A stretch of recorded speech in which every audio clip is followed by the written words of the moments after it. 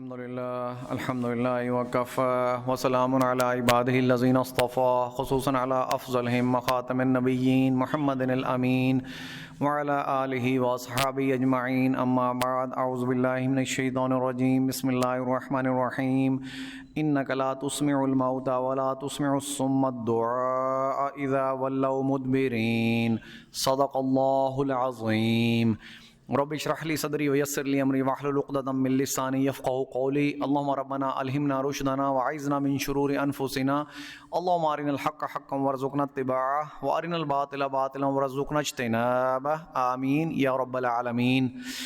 میرے محترم بھائیوں، بزرگوں، دوستوں، درس قرآن و درس حدیث کے ضمن میں سورۃ نمل کی ایک آیت تلاوت کی ہے۔ اللہ تبارک و تعالیٰ سے دعا ہے کہ مجھے خود سمجھنے، آپ کو سمجھانے اور آپ کو سمجھنے کی توفیق عطا فرمائے۔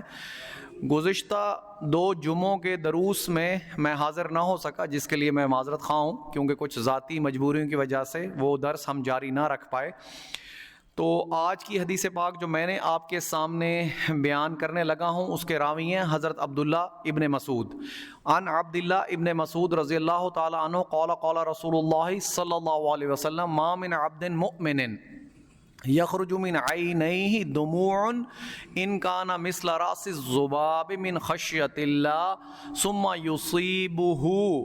ثم یصیبہ شیئا من حر وجہ الا حرم اللہ علی النار او کما قال رسول اللہ صلی اللہ علیہ وسلم۔ حدیث پاک جو آج میں نے آپ کے سامنے بیان کی ہے، یہ بہت مختصر بھی ہے اور جامع حدیث پاک بھی ہے، اور آج کل جو تمام احادیث بیان کی جا رہی ہیں وہ ساری ہیں خشیت اللہ، اللہ کا ڈر۔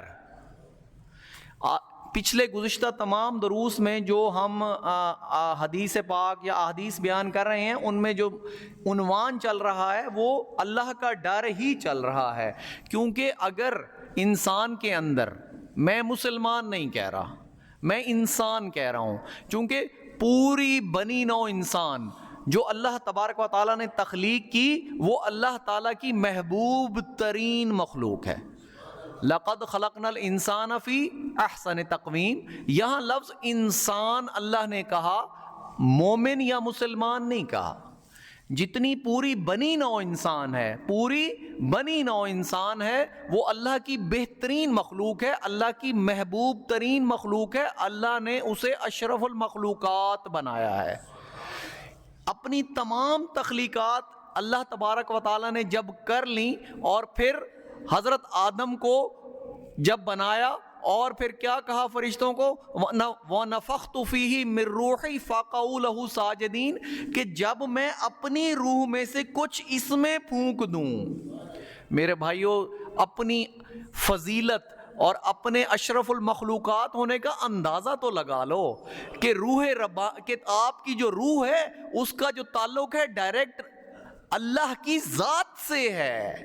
وَنَفَخْتُ فِيهِ مِن رُوحِي، قرآن کے الفاظ ہیں۔ اللہ تبارک و تعالیٰ فرما رہے ہیں کہ جب میں اپنی روح میں سے اس میں کچھ پھونک دوں تو تم سجدے میں گر جانا۔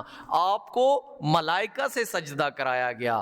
ملائکہ کون سی مخلوق ہیں؟ وہ ایسی مخلوق ہیں جو بہت بابرکت ہیں، بہت باعزت ہیں، ہمیشہ عبادت میں لگے رہتے ہیں، ہمیشہ اللہ کی تسبیح بیان کرتے رہتے ہیں۔ والصافات صفا فالزاجرات زجرا فالتالیات ذکرا ان الہکم لواحد۔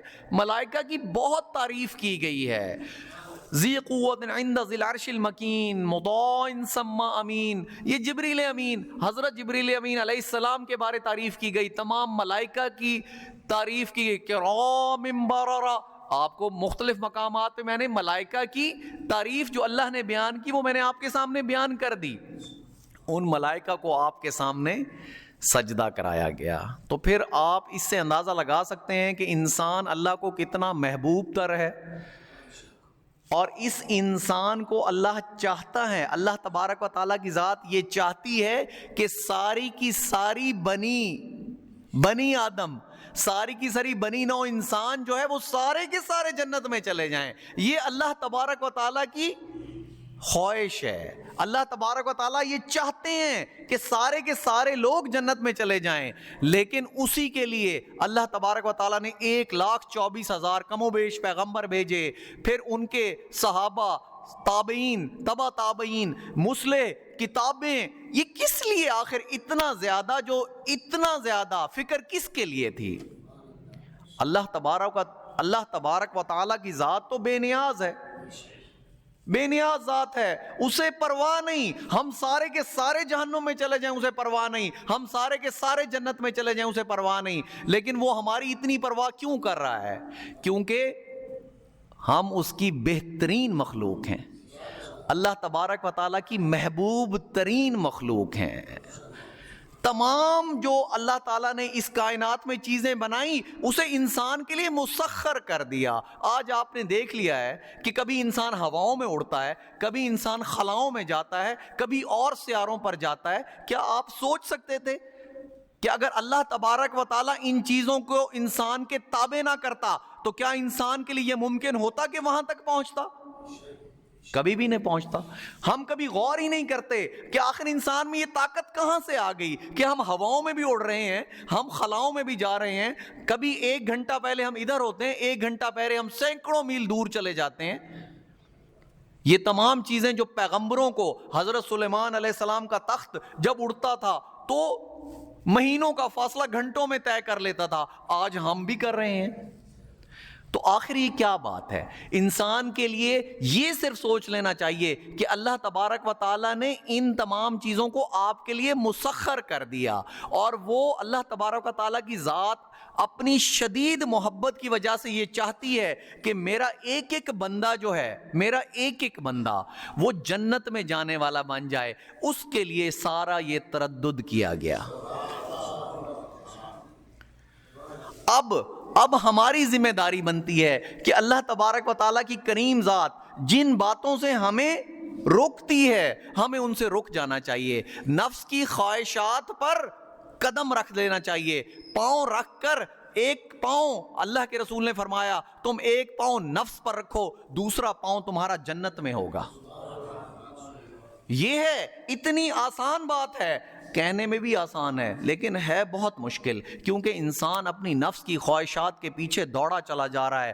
دنیا نقد نظر آتی ہے، دنیا نقد نظر آتی ہے، بل تؤثرون الحیات الدنیا والآخرۃ خیر وابقیٰ، تم تو دنیا کی زندگی کو عزیز رکھتے ہو جبکہ آخرت جو ہے وہ خیر بھی ہے، ابقیٰ، ہمیشہ ہمیشہ رہنے والی بھی ہے۔ بات سمجھ میں پھر بھی نہیں آتی، ہم پھر بھی اسی نو نقد نہ تیرا ادھار کی وجہ سے ہم اسی دنیا کے پیچھے دوڑے چلے جاتے ہیں۔ اللہ تبارک و تعالیٰ کے محبوب حضور محمد مصطفیٰ احمد مجتبیٰ کی ایک حدیث پاک ہے، وہ آپ کے سامنے میں کسی اور وقت پہ بیان کروں گا، کہ اللہ کے رسول فرماتے ہیں کہ اللہ تبارک و تعالیٰ نے یہ فرمایا، حدیث قدسی ہے کہ اللہ تبارک و تعالیٰ نے یہ فرمایا کہ اگر تمام انسان، حضرت آدم سے لے کر آخری انسان تک، اور تمام جنات ایک بہت بڑے میدان میں اکٹھے ہو جائیں اور سارے کے سارے اپنے نفس کی خواہشات کے مطابق جتنا مانگنا چاہیں مانگ لیں، جتنا مانگنا چاہیں مانگ لیں میرے سے، اور اس کے علاوہ میں اپنی مرضی سے بھی جتنا انہیں دے دوں، تو میرے خزانوں میں اتنی کمی ہوگی جتنی ایک سوئی کے نکے کو سمندر میں ڈباؤ اور پھر سوئی کو نکال لو تو سمندر میں جتنی پانی کی کمی ہوگی اتنی میرے خزانے میں صرف کمی ہوگی۔ کیا مطلب سمجھ آیا؟ سوئی اور سمندر کا کیا مقابلہ ہے، اور سوئی کا جو نکا ہوتا ہے اس میں کتنا پانی آ جاتا ہے۔ تو اللہ کے خزانوں کے کوئی کمی، اللہ کے خزانوں کی کوئی حد نہیں، لامحدود ہیں، وہ خزانے ہم سوچ نہیں سکتے، وہ خزانے ہمارے قلب بشر پہ اس کا گمان تک نہیں ہو سکتا جو اللہ کے خزانے ہیں۔ آج ہم نے اس کے ان خزانوں کو پس پشت ڈال دیا ہے، اور دنیا کی رونقیں ہمیں اٹریکٹ کرتی ہیں، ہمیں کشش محسوس ہوتی ہے دنیا کی طرف۔ خیر، بات نکل گئی کہیں اور، میں بات کرنا چاہ رہا تھا جو حدیث پاک آج میں نے آپ کی بیان کی کہ خشیت اللہ، اللہ کا ڈر کیا ہے؟ اللہ کا ڈر یہ ہے کہ کسی وقت ہم نے اپنے دل پر نگاہ ڈالی۔ ایک ہے مشارطہ، سن لو آج، ایک مشارطہ ہے اور ایک ہے محاسبہ۔ مشارطہ کیا ہے؟ کچھ ٹرمینالوجی میں آپ کو آج سمجھانا چاہ رہا ہوں، یہ ڈیفینیشنز ہیں۔ مشارطہ کیا ہے کہ صبح آپ اٹھے، صبح آپ بیدار ہوئے اور آپ نے بیدار ہوتے ہی اپنے نفس کے ساتھ شرط لگا لی کہ آج اللہ کے احکام کی کوئی خلاف ورزی نہیں کروں گا۔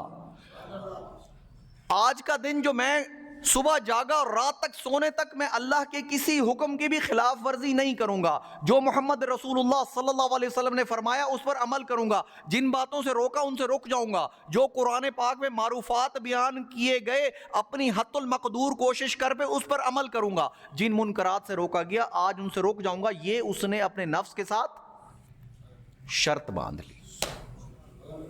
میرے بھائیو، آج کا دور فتن ہے، آج شرط باندھے بغیر کام چلے گا نہیں۔ مجھ سمیت جب ہم صبح اٹھتے ہیں تو سب سے پہلے موبائل فون اٹھا لیتے ہیں، سیل فون اٹھا لیتے ہیں، اس میں سوشل میڈیا کھول لیتے ہیں اور ہم لغویات میں ملوث ہوتے چلے جاتے ہیں۔ ہمارا دھیان اس طرف نہیں رہتا کہ صبح کا آغاز ہم نے نماز تو پڑھ لی، نماز کے فوراً بعد موبائل فون اٹھا لیا، کاش کہ اس موبائل فون میں قرآن کی ایپ کھول لیں اور قرآن کی تلاوت کرنا شروع کر دیں، قرآن کی 2 آیات کا ترجمہ پڑھنا شروع کر دیں، اس ترجمے کو سمجھنے کی کوشش کر دیں۔ تلا یتلو، میں نے ہر دفعہ آپ کو بتایا کہ تلاوت کا مقصد یہ ہے کہ قرآن کے پیچھے چلنا۔ والشمس وضحاها والقمر اذا تلاها، بارہا میں نے آپ کو اس کی وضاحت کر دی کہ تلاوت کا مطلب ہے قرآن کے پیچھے چلنا۔ ہاں تو بات ہو رہی تھی مشارطہ کی کہ نفس سے شرط باندھ لی کہ آج تو مجھے جتنا اکسائے گا، تو مجھے جتنا اکسائے گا غلط کام کرنے پر، بد نظری کرنے پر، جھوٹ بولنے پر، رشوت لینے پر، سود کھانے پر، غرض جتنے منکرات ہیں، جب تو مجھے ان کی طرف اکساتا چلا جائے گا میں تیری گردن پر قدم رکھتا جاؤں گا، میں اللہ کے کسی حکم کی خلاف ورزی نہیں کروں گا۔ آپ نے نفس کے ساتھ شرط باندھ لی جب آپ اٹھے اور رات کو سوتے وقت آپ نے اپنے دل کی طرف جھانکا۔ پورا دن آپ کے سامنے، آپ کی نظروں کے سامنے ایک فلم کی طرح پورا دن گزر گیا کہ پورا دن آج تو نے کیا کیا۔ اور جب آپ نے یہ دیکھا کہ جب میں صبح بیدار ہوا اور آج رات سوتے تک آج میں نے اللہ کے کسی حکم کی کوئی خلاف ورزی نہیں کی، آپ یہ رات کو سوتے وقت آپ نے اپنے نفس کو دیکھا کہ آج جب میں صبح بیدار ہوا تھا میں نے نفس کے ساتھ شرط لگا لی تھی، اسے مشارطہ کہتے ہیں۔